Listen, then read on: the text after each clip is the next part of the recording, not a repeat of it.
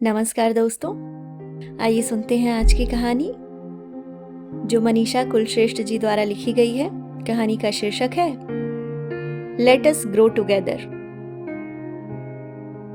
सुनो अतुल, क्या तुमने महसूस किया कि सही मायनों में अब जाकर हम साथ साथ विकसित हो रहे हैं।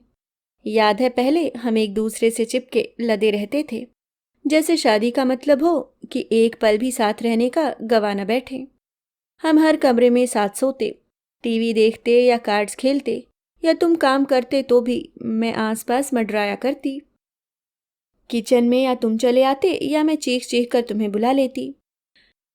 एक आध साल बाद में यदि तुम खाली होते या अखबार पढ़ रहे होते तो किचन में आने से कतराते तो मैं नाराज हो जाती। पहले पहल तुम बस बातें करते हुए मेरे पास खड़े रहते, फिर तुमने कभी धनिया काट दिया, कभी पापड़ सेक दिया, फिर मैंने इसे अधिकार मान लिया। अब भी ये काम कभी कभी ना चाहकर भी तुम्हारे जिम्मे हो जाते हैं। पहले पहले साल भर प्यार मनुहार रूठना मनाना चलता रहा था। अगले 2 सालों फिर वह असहमतियां बहस मुबाहिसे में बदल चला। उसके अगले 4-5 सालों फिर हम जैसे ही साथ बैठते लड़ने पर आमादा हो जाते। जरा दूर हुए तो भी लड़ाई की। क्या बात है, कई दिनों से देख रही हूं, बड़ा भाग रहे हो मुझसे। अखबार ज्यादा जरूरी है मुझसे। दरअसल तुम भाग रहे हो मुझसे। मैं भाग रहा हूं या तुम मुझे शांत और रिलैक्स नहीं देखना चाहती? कभी 2 पल चैन से अखबार तक पढ़ने नहीं दे सकती? पास आकर बैठे तो लड़ाई किसी जरा सी बात पर। मिंटी को जब मैं डांट रहा था तो तुम बोली ही क्यों?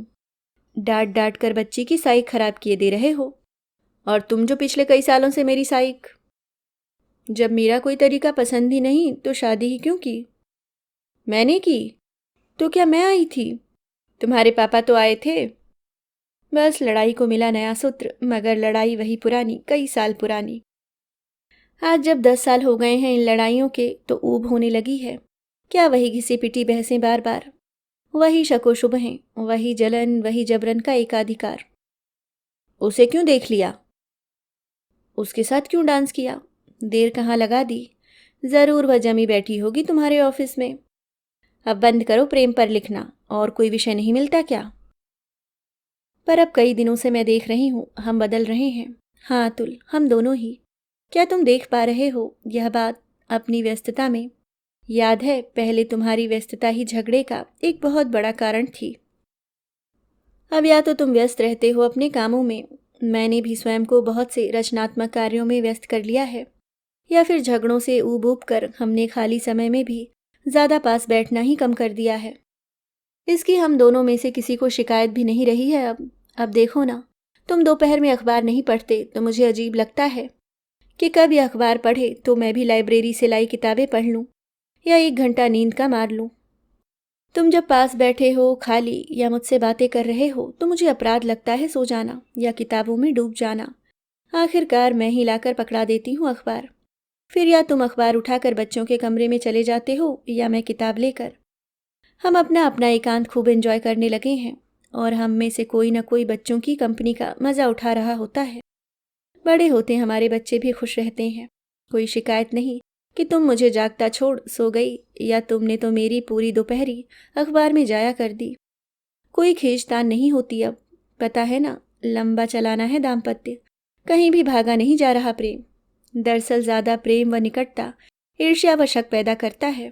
एक दूसरे के मैस्मरिज्म से अलग बैठकर सोचो तो व्यर्थ प्रेम प्रदर्शन और व्यर्थ की छोटी लड़ाइयों का अनौचित्य समझ आ जाता है।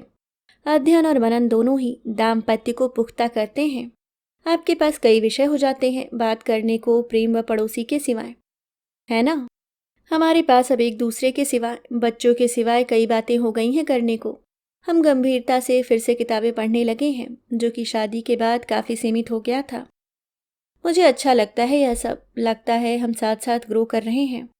देखो ना, तुम्हारे साथ साथ एक आध बाल मेरे भी चांदी के तारों में बदलने लगे हैं। कल शाम मेरा मूड बिंदास था, यह जान तुम चाय कौन बनाए कि बहस में पड़े बगैर खुद बना लाए थे। आजकल बिना आलस के रोज सुबह बिना नागा मैं भी तो तुम्हें बाथरूम के बाहर चाय का प्याला लिए मिलती हूँ। याद है ना, बहुत पहले शादी के एकदम बाद हम कार्ड्स खेलकर डिसाइड करते थे कि कौन चाय बनाएगा शाम की। जो हारेगा वो या तो जीतेगा वो। सुबह की चाय तुम दफ्तर में पी लिया करते थे। मुझे आलस आता था उठने में, सो रजाई में से ही मुंह निकाल पूछ लेती थी, चाय? सो जाओ तुम, अब देर हो रही है। अब क्या खाक चाय पिए कोई? कितनी लापरवाह थी ना मैं। तुमसे स्वयं को लेकर सारे अधिकार चाहती थी, तुम्हें देते लापरवाही कर जाती। अब नहीं, मुझे पता है तुम्हें मेरे हाथ की चाय पसंद है, कहते नहीं तो क्या। पहले मैं तुम्हारे नाश्ते के प्रति भी लापरवाह थी, अब नहीं। तुम्हें एसिडिटी रहने लगी है, चाहे कितना भी नाराज क्यों ना हो। मैं नाश्ते के लिए ऑफिस फ़ोन करते ही तुम आ जाते हो, चाहे तुम आते ही इंटरनेट पर बैठ जाओ और चाहे मैं घर के कामों में व्यस्त रहूं। हम एक दूसरे की शक्ल देखकर ही नाराज़गी भूल जाते हैं। मैं जोर नहीं देती कि तुम अपने ऑफिस की परेशानियां बताओ ही बताओ, तो तुम सहज ही आकर बताने लगे हो।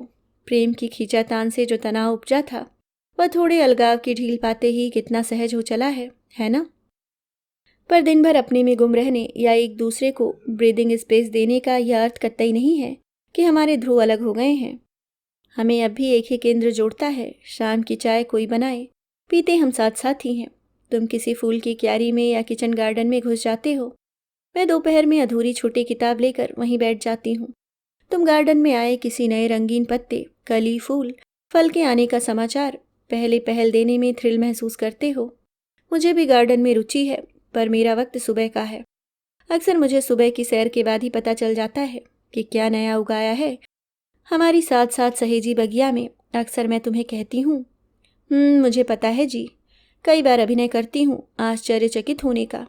कई बार सच में पता नहीं होता कि चिर प्रतीक्षित गोभी के पत्तों से एक मक्खन सी नन्ही गोभी झाँक पड़ी है।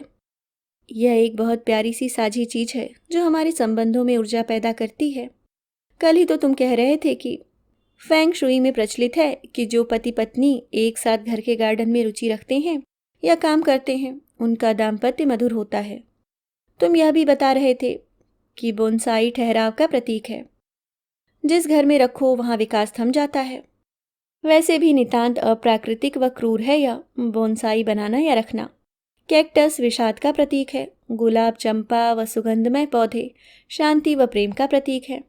इसी तरह तो फिर सिलसिले जुड़ते जाते हैं बातों में।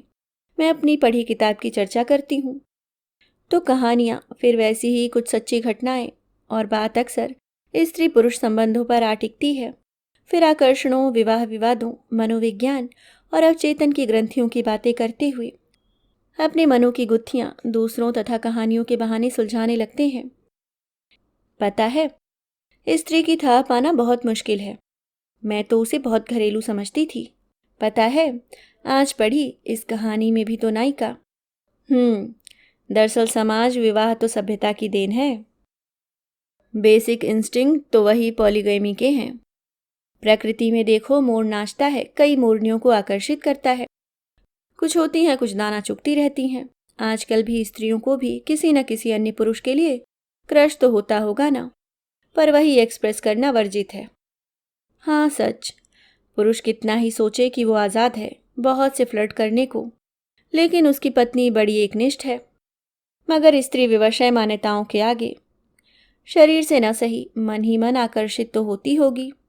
हमें बचपन से यही कहानियां सुनाई जाती रही हैं कि सीता जी ने अग्नि परीक्षा के समय कहा कि यदि मेरे मन में भी राम के सिवाय किसी पर पुरुष का विचार आया हो तो अग्नि मुझे जला देना। भारतीय स्त्रियों की मानसिकता को धर्म व मर्यादा के पाठ से बांधने के लिए ही तो यह सब सालों से होता आया है। अब यह हाल है कि भारतीय स्त्रियां ना आधुनिक सोच अपना पाती हैं और दैहिक आकर्षणों के चलते कुंठित होकर रह जाती हैं। हाय, पता है, शादी के कुछ साल तक मैं इसे ही सच व विवाह की पवित्रता समझकर किसी आकर्षक युवक को देखना चाहकर भी मन को मार लेती थी। तुम शैतानी से मुस्कुराते हो। कब तक? जब तक तुम्हारा भूत सर पर था तब तक। अब उतर गया? उतरा तो नहीं, काबू में आ गया है। ऐसी ही जाने कितनी बातें बहुत समझदारी से एक दूसरे पर बिना प्रहार किए हम वहीं गार्डन में किताब पढ़ते, गमले सहेजते, मजाक करते कर डालते हैं। बहर शुरू होती है, मगर गर्मा गर्मी तक अब कम पहुंचती है। अब उतने टची कहाँ रहे हम और तुम। मुझे खुशी होती है हम साथ साथ बड़े हो रहे हैं। ये सिर्फ बड़े मगर बूढ़े नहीं, अभी तो बस जिंदगी के तीसरे दशक के मध्य में हैं हम। पर पिछले सालों के विवादों, छिटपुट आकर्षणों की लड़ाइयों, पोजेसिवनेस एक दूसरे का ना समझने कि ना समझियों से उबर रहे हैं। पर कितना अच्छा है हम जल्दी ही उबर गए। कहने को तो 10 साल कम ही होते हैं एक दूसरे को समझने में, लोग तो जिंदगी लगा लेते हैं। मैं दावा तो नहीं करती कि हम बखूबी समझते हैं एक दूसरे को, पर आत्मसात करने लगे हैं। इतना यकीन हो चला है कि किसी मुसीबत के वक्त, किसी बड़ी भूल के बाद, ज़रूरत के समय हम ही दोनों एक दूसरे का साथ देंगे। हालांकि बीच का वक्त बहुत हंगामा खेज रहा है। अब हम अपनी बीती गलतियों को इस लंबे साथ समझ, अध्ययन मनन, मनोविज्ञान और विश्लेषण तथा अनुभव की नई सतरंगी रोशनी में देखते हैं तो पाते हैं वे इतनी बड़ी नहीं थी कि हम इतना प्यारा और कीमती साथ छोड़ पाते।